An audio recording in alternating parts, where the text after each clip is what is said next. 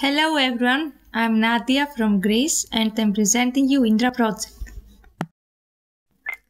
Indra is a multidisciplinary educational project which aims to teach students at university level difficult scientific fields such as electrical engineering, programming, mathematics, physics, radio-astronomy, and all this by following a more interacting way, by means students will use a radio. Our goals are, first, to build a radio telescope. Second, start receiving signals from the radio telescope and processing them. Third, a hands-on experience with students. Also, the students had to solve the exercise that we have prepared for them. So, this is our team. Please feel free to contact us. This is the stuff that we bought for the radio telescope, and now let's see some photos during the construction of the radio telescope.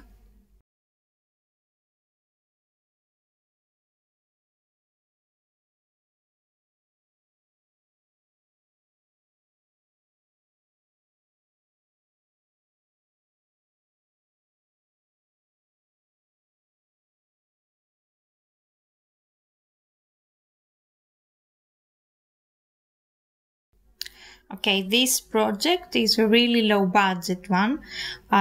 This is really good because many people can afford it, but at the same time it is hard for me, to build a radio telescope from scratch.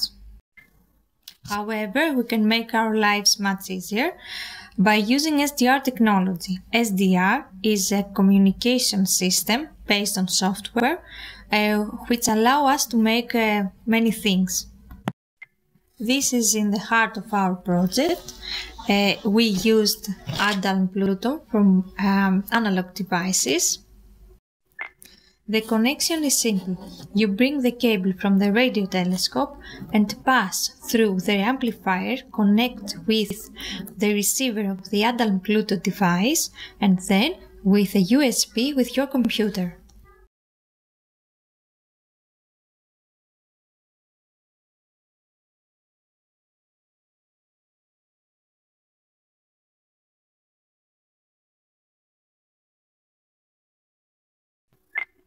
You can find many possible ways to communicate with ADA and Pluto device in your computer.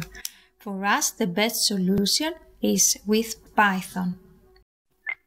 Before we use the radio telescope, please take care of the solar activity.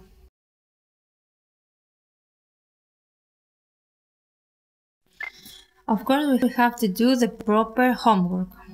This is our suggestions.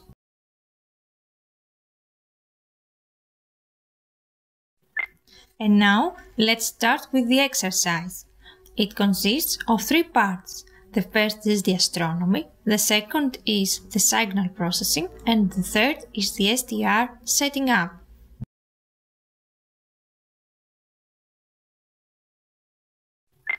We placed some questions to make easier for students to learn.